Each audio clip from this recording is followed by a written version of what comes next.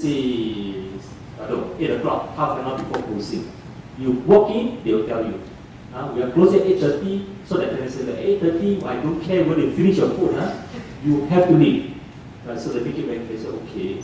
Now then sit down, you order your food. Alright, so this is the food they give to you, the food. The menu they give to you, you just decide. You talk to them, you ask them, what is ma po tofu? Can you explain to me? They look at you, blah blah. They don't talk. They don't talk to customer. They don't talk to anybody, especially to foreigners. Yeah. So, but what do you say? If you look at China in those days, they are so isolated from the rest of the world that when they are in 1979, when Deng Xiaoping talked about opening up, I think down the line we still don't know how to open up. This culture is so ingrained. So, but I'm using this China in 1984 because I didn't see China before 1984. I'm using China in 1984 to illustrate the point. The China in 1984, the China that saw 1984 was, I think, very similar to the Singapore we talked about in 1965. When Singapore became independent in 1965, again, I think many of you were not born yet. Right? When we became independent in 1965, to think about surviving, it's like we were caught in a hopeless situation. Why? Because in 1965, our neighbors, Malaysia, Indonesia, were not friendly towards us. Right? And the region will not be rich hinterland for Singapore. So in fact, in 1965, we came to the conclusion that firstly, with no choice but to survive, right? Unless you surrender, right? So with no choice but to survive. And to survive with no choice, but to throw our lifeline beyond the region.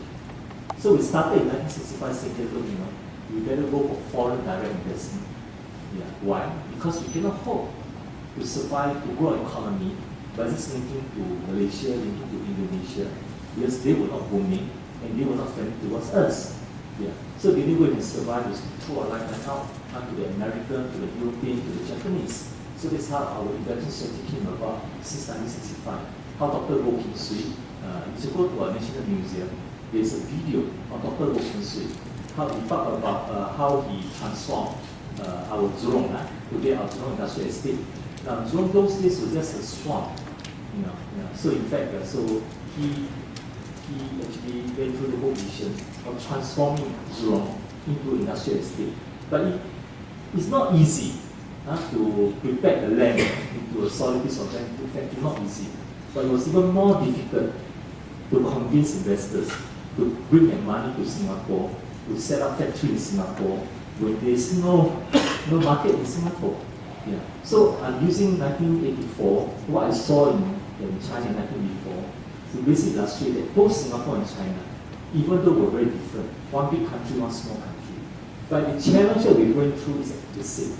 In 1984, if you look at the rest of the world versus China in that time, maybe they were like, hopeless situation. We were in 1965 looking ahead, it was a hopeless situation. But Singapore and China both went through this very significant transformation. I was in Yunnan about 5 years ago on holidays with my wife, with my family. The tour guide, this is in Lijiang, in Lijiang, so we're on the way to watch this musical, for Hong Kong group, very nice time. Now, so I was commenting after the show, I was so impressed. So I told the tour guide, I said, wow, China really have gone through this 大变化. And he looked at this, Mr. Lin, 不是大变化, not just a big change, 是翻天覆地的大变化. Means 翻天覆地. How to translate in English? Shattering. 翻天覆地 means you turn the sky around, you turn the earth around, the kind of 大变化. Yeah. And I think it's true. China in 84 to today has gone through this 翻天覆地大变化. But I ask you the same thing. Singapore 1965 versus Singapore today.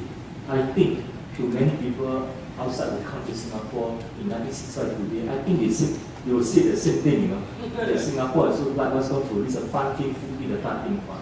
Yeah. So I think that was this I'm trying to complete. But I don't know. You have any? So what's the point? I just want to know that what is the history you go through in during about the first time when you stepped into China? And what's the vision? In both China and Singapore, I think first thing is that we both have our vision. So Deng Xiaoping, China they have Deng Xiaoping, Singapore will Lee Kuan Yew. Serious. Yeah. So Deng Xiaoping in 1979 started this vision and they wanted to go for a reform, opening up. So it started in 1979. And Singapore also started the deal of independence in 1965. The difference is that in Singapore, maybe because we are small, we are more focused, so we were able to make very rapid progress. Whereas in case of China, from 1979 to 1991, for about 12, 13 years, they made some progress, but they have not found the right, so-called the right formula yet. So when Deng Xiaoping in 1991, he went to Nanxing, went to this Shenzhen. The Shenzhen is probably one of the first special economic zone, SEZ, to open up or go through the process. So when Deng Xiaoping went to Shenzhen, he saw. So he went back. This is what we hear. He went back to Beijing. He told his leaders in Beijing. He said that I came back from Nanxing, from this southern tour to Shenzhen, with mixed feeling. He said, on the one hand, I'm very happy to see that Shenzhen has gone through this economic transformation, on the one hand. But on the other hand, I can see that the society, the social development aspect, is not what we're looking for, not what he was looking for. Then he told the leaders, if you do not know what I mean, there's one place that achieve both economic development and social progress. He said there's one place that achieve both, and that place is called Singapore. Yeah. And he told his leaders, if you don't know what I mean, go and visit Singapore. Yeah. So there's a period where one leader after another came to Singapore. Everyone came 3 days, 5 days, 3 days, 5 days, and Lee Kuan Yew. That time he was some of the PM and SM, call on our ministers, our leaders, and so on, one after another.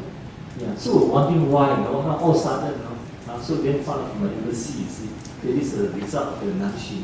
So I think one day embassy, the time of SM so SM Lee, told them, said, look, you can come and 走马看花, look see, but you never learn our software. Yeah. So if you're very serious about learning our software, why don't we find a place in China? Not too big, not too small. Then we can share our software with you. How we achieve the economic growth and social progress. How can we be competitive and inclusive at the same time? We can share with you. Yeah. But let's do experimentation. If you are serious, we are serious. Yeah. But please don't just come and people 3 days, 5 days. Nothing will change. Yeah. So that's how. So the Chinese say, good idea. But before we can formalize the program, can we really study your software first? Yeah. So that we can have a proper project definition. Yeah. So the Beijing led a group of people. So they were here for, if I remember correctly, in 1992 for about 10 days. So they saw different parts of Singapore. They look at our factory in Zurong. They look at our offices in Shenton Way, Shenton Way. They look at housing estate. They look at our school, our hospital, everything they study. So after about 2 weeks of study, they came out report. Then before they came out report, they have to say bye-bye already, right? So before they say bye-bye, the leader was a minister from Beijing. His name is Hu Ping. Yeah, so he was the minister in charge of special economic zone. So SMD at that time asked him, so Mr. Hu Ping is here for the last 2 weeks, they did delegation. What is your conclusion? He said, SM, Li Zizhen, I finally understood what is Singapore software. Your Singapore software is a 三起经 3-7 way, the 经 is way, the 3-7 way. Yeah. So we look at him, what is 3-7 way? Yeah. So can you please elaborate? He said, when we open up our economy, so some Hong Kong, Shenzhen, the focus only on economic development, not enough on social progress. Yeah. So it's all biased to economic development. But before we open up, we will focus more on the social side not enough for the competitiveness. This is under common China, right? It's all social cohesion. He said, fun in Singapore.